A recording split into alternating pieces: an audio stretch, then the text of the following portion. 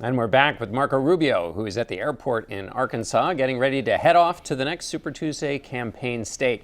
Senator, I'd like to ask you about a Washington Post headline this morning that says, quote, Rubio's strategy for Super Tuesday is survival. Do you agree with that characterization? No, I don't. I mean, obviously, we're not the front runner here. We're an underdog, and that's a role that I relish. I've been an underdog my whole life, both in life and in politics. We're going to do well. We're going to pick up a lot of delegates on Super Tuesday. As you know, they're awarded proportionally. And we're going to move on. Here's what's never going to happen in this race. There's never going to be a time where the Republican Party rallies around and says you have to get out, or anyone has to get out for purposes of rallying around Donald Trump. Donald Trump's not a Republican. Donald Trump's not a conservative. Donald Trump is trying to pull off the biggest scam in American political history, basically a con job where he's trying to take over the Republican Party by telling people he's someone who he's not. And so we're going to do whatever it takes. We will be in this race as long as it takes. We're going to be in as many states as it takes to ensure that I'm the nominee and that Donald Trump never gets to 1,236 delegates, which is what he needs to be the nominee. What we hear in that answer is that recently your campaign's gotten a lot scrappier about Donald Trump. The question from some, though, is it too little too late? I don't think so, for a couple reasons. One, look, I never wanted it to get to this point. I had hoped that by its own course, by the way the media covers politics, people would open their eyes and see who Donald Trump really is. But that, unfortunately, has not happened. The polls and the early states indicate that he's been able to fool a significant number of people into believing that he is something that he's not. Donald Trump is a world-class con artist. He conned all these people that signed up for Trump University. Now he's trying to do the same thing to Republican voters. He's trying to convince them that somehow he's the guy that's going to stand up to illegal immigration, but he hires illegal immigrants. That he's fighting for American workers, but he's hiring foreign workers for his hotels. That he's going to bring back jobs from China and from Mexico, but in fact he's creating jobs in China and Mexico because that's where all of his suits and ties that he sells are made. It's a con job, it's a scam, and we're going to unveil it here, we're going to reveal it, and I believe the more people learn about that, the less support he's going to have in the weeks to come. Donald Trump has won in 3 states. You say the voters there were conned. What does that say about the voters in those states? Well, I think it has a lot to do with the media coverage as well. I mean, I'm not speaking about you in particular, John, but the media coverage for Donald Trump has been almost cheerleading over the last couple weeks, and I'm convinced it's because many in the press want him to be the nominee. One, I think they think it's going to be good for ratings, and two, because they know they have a lot of material to work with.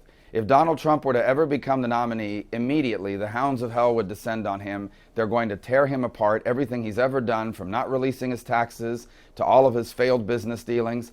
And Hillary Clinton's going to have a clear shot to the Oval Office. And so I think there are many out there that are rooting for that outcome so that he's the nominee, and you can see it in the coverage he's gotten. I mean, this guy has not offered a single serious policy proposal, which is important if you want to be president of the United States. And again, the other night at the debate, he refused to outline a health care plan. I mean, and they just kind of moved on instead of pressing him on it. He gave a ridiculous answer on the national debt, and they moved on it without pressing him on it. No other candidate could have gotten away with that. So I think there's a weird bias here in the media rooting for Donald Trump because they know he's the easiest Republican to beat.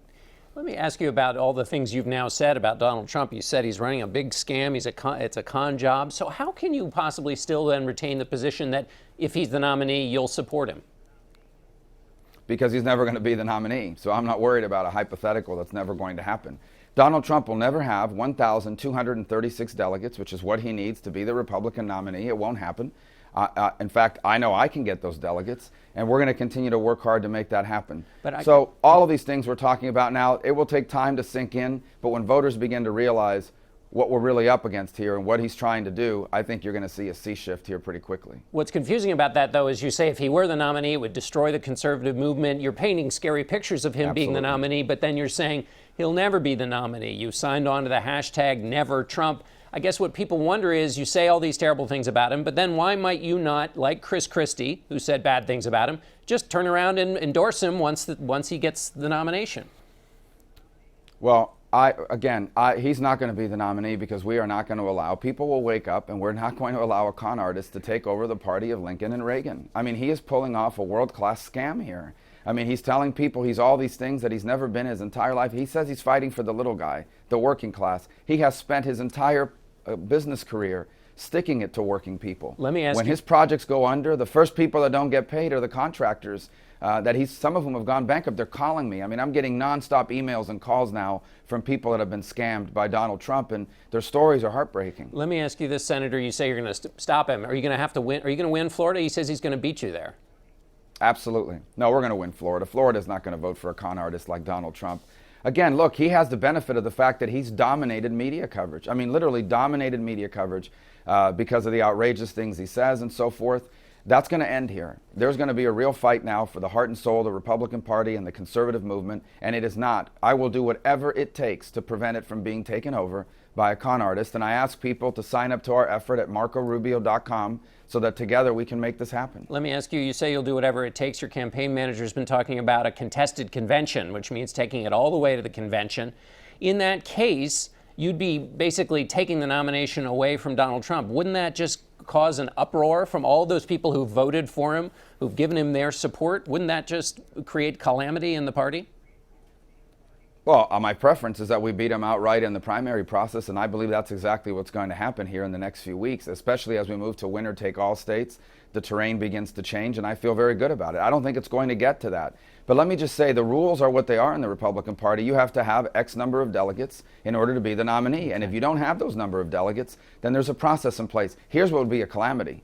For Donald Trump to become our nominee, if he's our nominee, it could be the end of the Republican Party. It will split us and splinter us in a way that we may never be able to recover, and the Democrats will be joyful about it. It's not going to happen. We're going to have to end it there. Senator Rubio, thanks so much, and we'll be right back.